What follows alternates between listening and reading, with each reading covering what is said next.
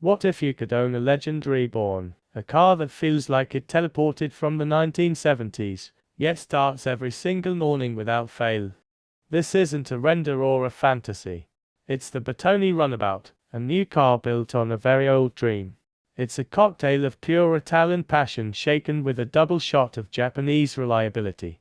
With pop-up headlights, a manual gearbox, and supercharged V6 power, it's a glorious middle finger to the modern era of heavy, tech-laden SUVs.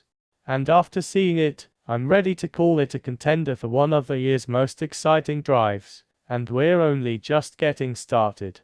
The story behind this machine is almost as compelling as the sheet metal itself. To understand this car, we have to go back, way back, to 1969, at the Geneva Motor Show. The legendary Italian design house Bertone unveiled a concept called the Runabout. Inspired by speedboats of the era, it was a low, wedge-shaped two-seater that looked like the future.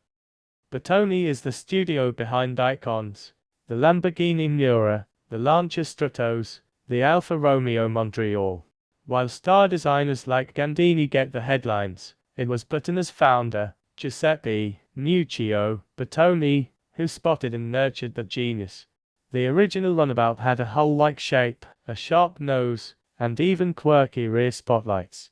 More importantly, it directly inspired one of my personal favorites, the delightful Fiat X1/9. For that alone, it has my heart. Decades later, Bertone has decided to resurrect the dream as a real, drivable production car. And they're building just 25 of them. You can choose it as a Barchetta, a ruthless speedster true to the original, or as a Targa, like this one, with a removable roof panel for a bit more practicality. Choosing between them is like picking a favorite child. But beneath the beautiful skin lies some very smart, proven engineering. The foundation is a bonded aluminum chassis. Mounted behind the cabin is the heart of the matter, a 3.5-liter Toyota-sourced V6 engine. If that sounds familiar, it should. There's a healthy dose of Toyota 86/Subaru BRZ DNA in this car's underpinnings. But this isn't a simple rebodied sports car. Bertone sources these parts separately and heavily modifies them, building the car around its own unique chassis number. This is a Bertone, through and through. And using a Toyota engine is a stroke of genius. We're talking about legendary reliability married to Italian flair. This particular unit has been given a bespoke tune, pushing output to 468 horsepower. The original 1969 concept made about 50 horsepower from a tiny 4-cylinder. This new version has roughly 10 times that. But the real magic isn't just the power, it's the lack of weight. This car is featherlight, tipping the scales at just 1,150 kilograms. That's lighter than most modern hot hatches. That power-to-weight ratio translates to serious performance. 0 to 100 kilometers per hour in about 4.1 seconds and a top speed pushing 275 kilometers per hour. But numbers are just numbers. The real point is the feeling. This car is built to be engaging, playful, and visceral. Something that puts a permanent grin on your face, not just pins you to your seat. Helping the cause is a fully adjustable double wishbone suspension on all 4 corners, so you can dial in the handling to your exact taste. So, Bertone calls this neo-retro. And you can see the philosophy in every line. The design is a masterclass in editing. There's a very low nose, kept clean by those glorious pop-up headlights. A bonnet vent releases heat. A strong character line sweeps from the front wheel arch all the way to the rear, giving the car a forward-leaning, athletic stance like a sprinter in the blocks. My favorite details are the wheel arches.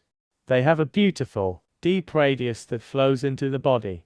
The car rides on 18-inch wheels at the front and 19s at the back, adding to its purposeful rake. Around the back, the design avoids bulk by tapering downwards, with just 4 simple exhaust tips poking out. It feels considered, not decluttered. It respects the past without being slavish to it. In a world of bloated crossovers, this delicate, detailed sculpture is a breath of fresh air. Getting inside is an event. On the Targa, you open the door and lift off the entire roof panel, a far more elegant solution than the complex mechanisms of some supercars. On a sunny day, you can stow it away entirely. The cabin continues the theme of thoughtful minimalism. There's an analog compass on the dashboard, a wonderful nod to 1969. A simple, milled aluminum steering wheel sits ahead of a compact digital display. Physical knobs control the air conditioning and lights. You can see the exposed gear linkage, and yes, there's a manual handbrake, which made me irrationally happy. Slim leather sports seats with embroidered Bertone logos complete the look. It's a driver's cockpit, stripped back to the essentials. This car is about sensation, not screens. The Runabout is the second in Bertone's new line of reinterpretations, following the Wild 110 Hypercar. They follow the classic coach building tradition, taking proven mechanicals and wrapping them in breathtaking, exclusive new bodies. That limited production run, just 25 units, allows for this level of daring design and detail. Having spent time with it, I'm utterly captivated. It feels like the spiritual successor to the Fiat X1/9 for the 21st century. It's exciting to look at, it promises to be a joy to drive, and it has a story you can feel. So, the big questions remain: Barchetta or Targa? Can you get on the list? And can you afford the starting price of around €390,000? Given the exclusivity, the design pedigree, and the promise of pure driving pleasure, that figure starts to make a strange kind of sense. It's a rolling piece of automotive art that you can actually use. Anyone want to buy a slightly used internal organ? As one admirer put it, it's not a car, it's a passport to a different era of motoring. This machine proves that emotion and logic can coexist, that you don't have to sacrifice soul for sanity.